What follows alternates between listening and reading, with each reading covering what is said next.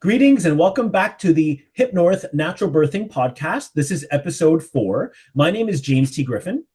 And my name is Santha Lei. And today we're going to be discussing the very important topic of relaxation. Relaxation plays a very important role in our quality of life and even in regards to natural birthing. So, Santha, in regards to your 2 pregnancies, which we've explored in great detail in the last 2 podcast episodes, which are very inspiring, by the way, would you say that overall, during the birthing process, well, even before, during, and after, was relaxation a major theme for you? Absolutely. It is crucial for you to relax in order to not have the pain creep up on you, because Yes. not relaxing and tensing up is going to increase pain for sure. Definitely. And in episode 1, when we were interviewing Dr. Rose Kuhn, I asked her the question in regards to relaxation versus tension. Would you encourage relaxation while giving birth? And she said yes. And she gave Absolutely. the specific example of when the baby's head is popping out. If you're feeling very tense, it's almost like it's a barrier that it has to push through. But if you're Exactly. feeling relaxed, then it can happen more naturally. So when women are told to push and use the tension, it's actually working against them as well. So Correct. relaxation is very important, not just for natural birthing, but in life in general, our day-to-day life. And Santha and I both have our personal relaxation rituals that we do, which is a breathing and general meditation. Now, do you want to share a little bit about what you do, Santha, to induce relaxation on a regular basis? I do meditation Yes. to relax on a regular basis, as well as deep breathing exercises, which you actually taught me from your Yes. YouTube video that I follow as well. If I don't have the video to follow, then I would remember the procedure process that you went through, and then just do that on my own. While driving, especially while I'm driving or while I'm waiting in line, when Yes. there's any idle moment. And if I noticed that I was feeling tense, I would then just take a moment, even if it's just a minute, to just Yes. breathe deeply for as long as I can, 1 minute or 5 minutes, however long it takes for me to feel relaxed. Yes. And you know what's amazing about practicing deep breathing in the morning, which is something I do very ritualistically, even before getting out of bed. It actually programs our nervous system and our respiratory system to be more calm and to breathe slower and deeper throughout the day. So it generally creates an ongoing wave of relaxation to varying degrees. So we can have a lot of physical energy to do what we need to do, but internally or cognitively, we can have that level of relaxation. Our intuition is stronger and our creativity is stronger as well. So in regards to myself, again, I just mentioned I do have a relatively advanced breathing practice that I do in the morning, and that is just over 6 minutes. So I created an audio with my own voice, and I have a certain Amazing. counting pattern because I don't want to count on my own. Because when we actually do the counting, our left hemisphere of our brain is engaged, and it's just too much thinking. I want to listen to James' voice while I'm in the moment and I'm doing my own breathing. So that's what I do, and I really enjoy that. And I also do some breathing when I drive as well. When we hit traffic, we have a choice. We could be frustrated, or we could sing songs, which is something I love to do. But also, as Santha mentioned, that doing it in the car can be very beneficial. The key is keep your eyes open. Yes. That's the element. Yeah, not everybody has autopilot, and I personally wouldn't trust autopilot personally, but doing it with your eyes open, you get just almost as much benefit. There is more benefit when the eyes are closed because it does blend in deeper relaxation with breathing. There's varying degrees of relaxation. And then I have a little meditative process that I do after my breathing as well. So, and even before sleep, usually I'll do a round of basic deep breathing, not necessarily with the audio, but just for a minute or two, just to slow everything down, slow down the nervous system once again, slow down the respiratory system, slow down the circulatory system, our heartbeat as well. So breathing is an amazing gateway to relaxation. So what I want to share is a couple of objective studies on relaxation. We just shared with you our subjective experiences. And I would say, if you tell someone, is relaxation important? everybody would say yes. Nobody would say, no, it's not. We need to be tense. So we have our subjective personal experiences. And I'm going to share with you some interesting objective experiences, beginning with Harvard University. So there is an article on Harvard University's website, and I encourage you to visit it. This is the title, Relaxation Response Proves Positive. So that's the name of the article. I encourage you to research that in your own time, because I'm just going to give you the high-level overview. So what it said is relaxation response techniques could reduce the need for healthcare services by 43%, according to a study at Harvard-affiliated Massachusetts General Hospital that looked at participants in a relaxation response-focused training program. So 43%, that's a significant number. So think, if the entire population practiced relaxation response techniques, the healthcare system would get a big load off of its shoulders. But we are in a society where we're programmed to be tense, the complete opposite, and programming through various sources, which I won't tell what those sources are, but if we actually stop and think, we can realize what sources in this world are programming us to worry and feel tense on a regular basis. But 43%, huge number. It also went on to talk about previous studies have shown that eliciting the relaxation response, and this is their definition, a physiological state of deep rest, not only relieves stress and anxiety, but also affects physiological factors such as blood pressure, heart rate, and oxygen consumption. So what happens is blood pressure, if it's high, it goes down to more of a normal. Heart rate, if it's beating too fast, it'll go down to more of a calmer level. Oxygen consumption goes up because when we're in a relaxation level, we tend to breathe slower and deeper as a byproduct as well.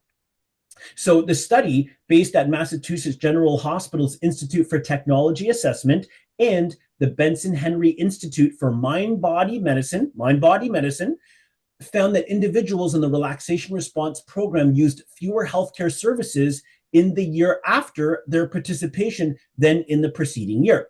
Now, that would only apply for those who continue to practice it on a daily basis. There's always those who go to a training program and completely don't even bother following through.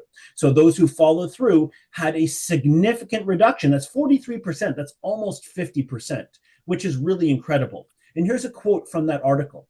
Our study's primary finding is that programs that train patients to elicit the relaxation response can also dramatically reduce healthcare utilization, said James E. Stahl of the Massachusetts General Hospital Institute for Technology Assessment, and he's the one who led the study. And he also went on to say, these programs promote wellness and in our environment of constrained healthcare resources could potentially ease the burden on our health delivery systems at minimal cost and no real risk.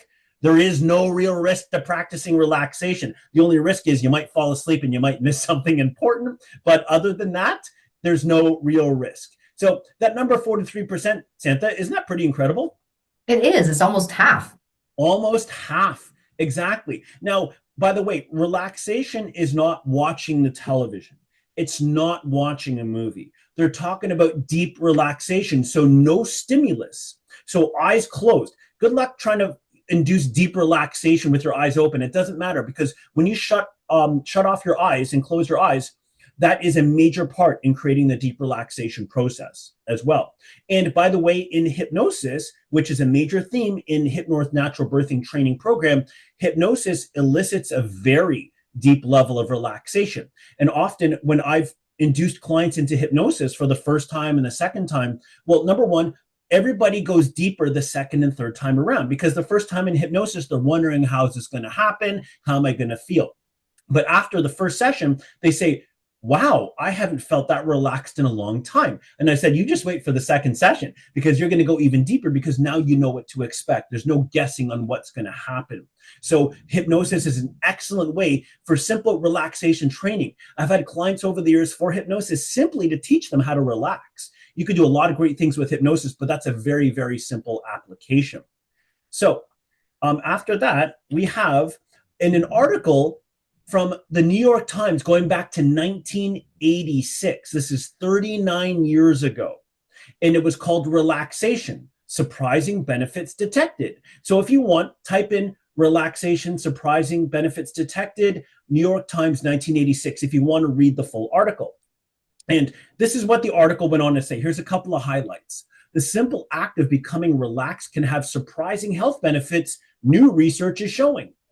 In addition to obvious physiological effects of relieving stress and mental tension, the new findings indicate deep relaxation. So they don't just say relaxation, it's always deep relaxation. If practiced regularly, not once a week, not twice a week, daily basis, can strengthen the immune system and produce a host of other medically valuable physiological changes. This sort of ties into the first article. In those with asthma, for example, relaxation training has been found to widen restricted respiratory passages. That's pretty incredible. In some with diabetes, relaxation can reduce the need for insulin. In many patients with chronic unbearable pain, the training has brought about significant relief, not mild, significant relief. So pain, childbirthing, relaxation, it's starting to make more sense. And it said, moreover, the research shows relaxation may help ward off illness by making people less susceptible to viruses and by lowering blood pressure and cholesterol levels. It also went on to talk about the medical advantages are not from ordinary relaxing activities, such as cat naps or gardening, but from intense techniques that allow people to evoke a specific physiological state, which is that deep level of relaxation. Here's a quote. Just sitting quietly or, say, watching television is not enough to produce the physiological changes, said Herbert Benson, director of the Division of Behavioral Medicine at Beth Israel Hospital, a part of Harvard Medical School in Boston. And continuation of his quote, you need to use relaxation technique that will break the train of everyday thought and decrease the activity of the sympathetic nervous system. And in some hospitals, physicians can now prescribe relaxation program that is broadcast on televisions in hospital rooms so that patients can learn the techniques from their hospital beds. However, I don't think that's been around in any hospitals in the last couple of years. I haven't really seen it, haven't heard much about it. It may have gotten some traction in the 80s, but you don't really hear about that much these days. So that's pretty interesting. Here's another quote. More and more doctors are seeing the value of these techniques as a way to tap the inner capacity of patients to help with their own healing, said John Kabat-Zinn, director of the Stress Reduction and Relaxation Program at the University of Massachusetts Medical School in Worcester. In another study, the article went on, the Ohio State researchers taught the relaxation techniques to residents of a retirement home whose average age was 74 years. After a month of training, their levels of natural killer cells and antibody titers, indicators of resistance to tumors and viruses, had improved significantly, not mildly, significantly. So the bottom line is generally their immune systems became stronger, according to a report in Health Psychology. So that was the high-level overview of that article. Very fascinating. So it strongly appears that in the healthcare system, relaxation training is lacking. I haven't heard about it. When's the last time you've gone to your doctor and your doctor prescribed your relaxation training program? It's virtually not happening. So that's why we're very passionate here at Hypnorth Natural Birthing. As part of our hypnobirthing type training program, relaxation training is a major spoke in the wheel. Breathing is part of it, relaxation and hypnosis. They all are interconnected, but just being able to relax is a very important skill, because after you give birth to your baby, it's not like you're going to say, well, I'm done with the relaxation. Let's go back to a world of tension. No, we want you to walk away with the gift that keeps on giving, this relaxation training program. So, Santha, what are your thoughts about all that I just shared with that research? That's awesome information. And I also have firsthand experience to confirm that relaxation is super helpful and reducing pain down to zero pain even, because I have had to go in for a sonohystogram procedure to confirm if I had uterine polyps, which was prescribed by Dr. Rose Cohn. After 8 months after I gave birth to my son, Sebastian, I started to have gushing heavy bleeding. because of work stress and family stress and all of that combined together. And I had to go for a sonohystogram to confirm because the ultrasound could not see polyps, uterine polyps. So the sonohystogram, they told me in advance, it was going to be really uncomfortable and possibly very painful. So the day before the sonohystogram appointment, I went to see a hypnosis doctor. This is years before I had known you, right? When my son And this is a naturopathic doctor, right? Just to be yes, clear. a naturopathic doctor who also offered hypnosis service and um, um, other services as well, which I cannot remember right Was now. it acupuncture one of them? Yes, acupuncture is one of them. Astrology is another one. Yes. So she gave me hypnosis session to deal with the pain and specific technique to get rid of pain if I did experience pain. So the next day I went to the sonohystogram appointment and I applied her techniques and I felt no pain, a little bit of discomfort, but no pain through that 45-minute procedure. In fact, I think she was done in shorter than 45 minutes because I didn't move and scream in pain or squirm in pain. And therefore, she was able to finish it much sooner. But after I left, while my sister was driving me home from that hospital sonohystogram, I started to get the worst pain ever after the fact. Yes. And I was in so much pain, and I never felt this kind of pain in any of my labor, birthing experience with my children, nor even my monthly period cramps. I was in so much pain. I was moaning and groaning and practically nearly screaming in the backseat of my sister's car while she was driving me home. And she kept driving and telling me, can you please be quiet? It's distracting. And I just was in so much pain. But suddenly I remembered the technique she gave me during our hypnosis session the day before to visualize this purple ball of this crystal ball of purple flame going into whichever painful part of my body. And once I visualized that, the pain completely stopped. Yes. And I stopped whining and I fell asleep. And my sister was just amazed. How could she go from screaming and dying to like practically relaxed and sleeping? Exactly. Yes. Now, just to be clear to everybody who's watching this right now, she was given that technique by her naturopathic doctor, but it was activated in hypnosis. So if anybody thinks, oh, I can just visualize that ball and it'll work for me, it may or may not work because it wasn't activated in hypnosis. Hypnosis is a direct gateway to the mind-body connection. So that's why it was activated there, which is why it's important to get certain things activated. So like our hypnosis in birthing, things are activated in hypnosis that cannot really be activated at the conscious level of awareness. It has to get down to that internal perception, subconscious realm as well. So I just want to provide some clarity and insight to expand upon Santha's experience there as well. So that's really incredible.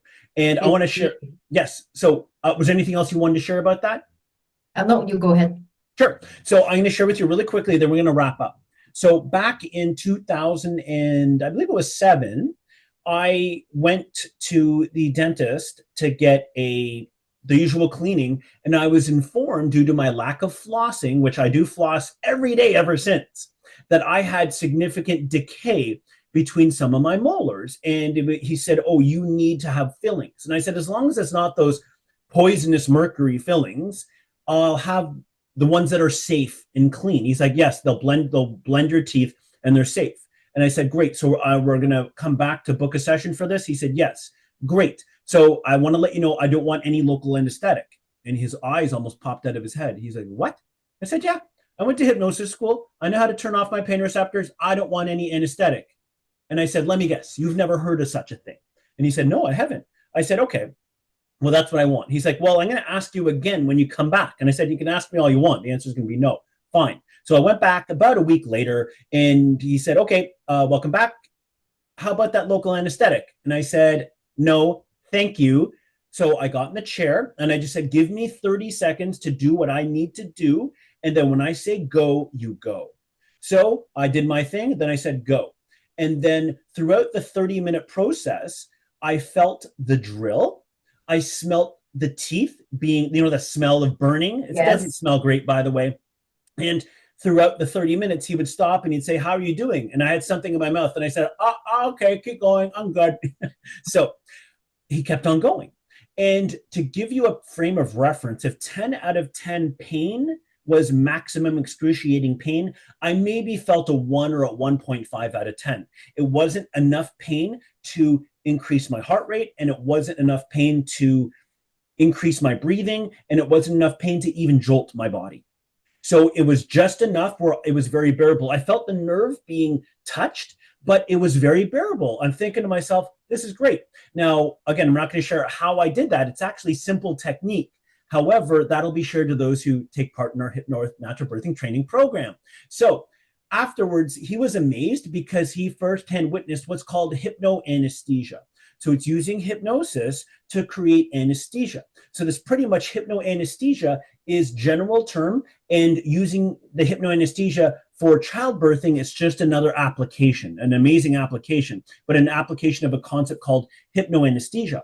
And in upcoming episodes of our podcast, we're going to be talking more about hypnoanesthesia that will really get raising your eyebrows and thinking, wow, I never knew this was possible. So there's a lot of great content coming up in upcoming podcast episodes. So again, relaxation can lead to many amazing things, from increased immunity, lowered heart rate, lowered blood pressure, and even reducing, or in some cases, turning off pain receptors altogether.